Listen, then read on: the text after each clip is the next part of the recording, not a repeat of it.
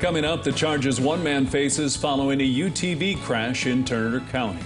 Plus, we take a look at the estimated size of this year's incoming class at Augustana University. Good morning, this is KELOLAND on the go with all you need to know in news and weather as you start your day.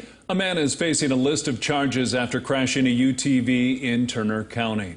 Early Sunday morning, a deputy with Turner County Sheriff's Office was in the area of Highway 46 and Highway 19 when he noticed something in the south ditch on Highway 46. When the deputy pulled up, he found a UTV that had rolled and was unoccupied. Deputies searched the area and found a man laying around 300 yards away with minor injuries. Deputies then learned he was the driver of the UTV. Deputies also learned that the driver had gone past a road closure sign on Highway 46, hitting one of the barriers. The driver was arrested and faces multiple charges, including DUI and reckless driving.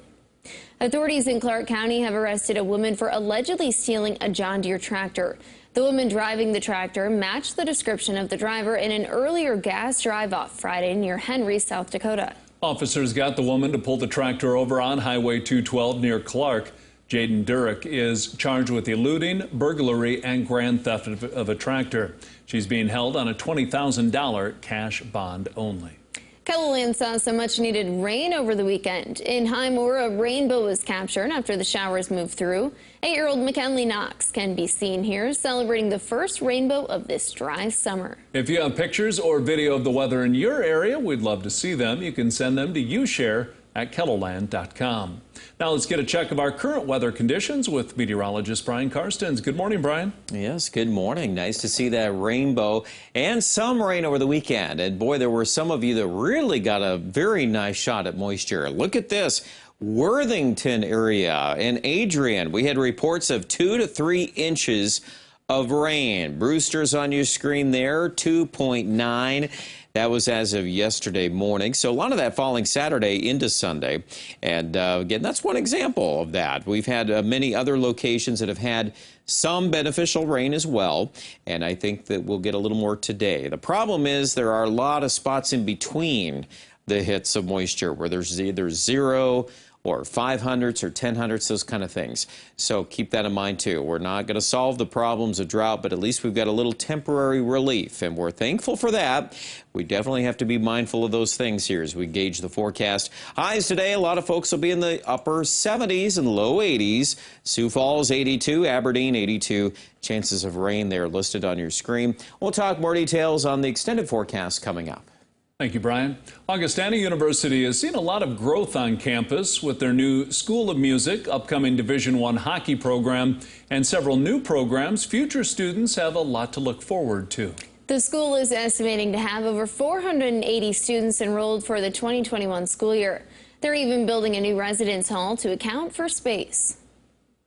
We have space for the students that we have now, but we're anticipating growth and want to make sure that we still maintain that residential college experience. They're also renovating 2 of their older first-year student resident halls. There are currently around 460 students enrolled. And Eastern Sioux Falls Catholic Church is celebrating its 25th anniversary. Our Lady of Guadalupe had its dedication as a parish for Hispanic people in 1996. It offers masses in both Spanish and English. The church has had its ups and downs these past 25 years. About 10 years ago, they almost had to close their doors due to not having enough members or funds. They also had a fire in 2018. Despite that, it remains a special place for its members. This parish, in many ways, is a way of coming home. Every time that they walk inside, every time that they're here, they hear the Mass in their own language and the prayers in their own language. It feels like they're coming home. And that doesn't matter whether it's Mexico or El Salvador or Guatemala, Honduras, Nicaragua, or Puerto Rico. For each person who comes, it feels like it's home. Every Sunday, the church holds 2 masses in Spanish and 1 in English. They also do services on Tuesdays, Thursdays, and Saturdays, as well as the first Wednesday of the month. And that's a look at some of our top stories. Now let's get one last look at your weather with meteorologist Brian Karstens. Brian? All right, weather today, well, just like yesterday, the cycle of additional scattered chances of rain. We're back into that peak heating of the day. You can see as the radar review kind of reflects at least that chance of getting a good downpour. There'll be hot spots on radar, so just keep watching for that. I wish I could promise more rain than that, but that's probably the best we can do. And that's today's 40% chance in Sioux Falls. And I think that that's a fair estimate. We'll have rain around. Some of that may linger tonight, but it'll be less in coverage. And then tomorrow, one more shot, and this time around it'll be mainly in the southeast here. There could be some spots that come back to life on radar. Northwest Iowa and between Sioux Falls and Yankton, for example. If you're to the north and west, it looks like we've kind of ended that window of rain for the most part. Highs today, 81 in Mitchell, low 80s Sioux Falls. Tonight we're down in the upper 50s and low 60s. And then tomorrow, with that chance lingering in Sioux Falls, high of 83. But you notice the numbers a little warmer toward Pierre and Aberdeen, middle 80s. And we're off to 90-degree weather again for some of you as early as midweek. Sioux Falls may hold off on that, though, for a little while. Not quite that hot yet, 90 by the 4th of July. So I think by the weekend, we're going to start to kick in that heat a little bit more. We're looking at Aberdeen also into the lower 90s, mid-90s there as well.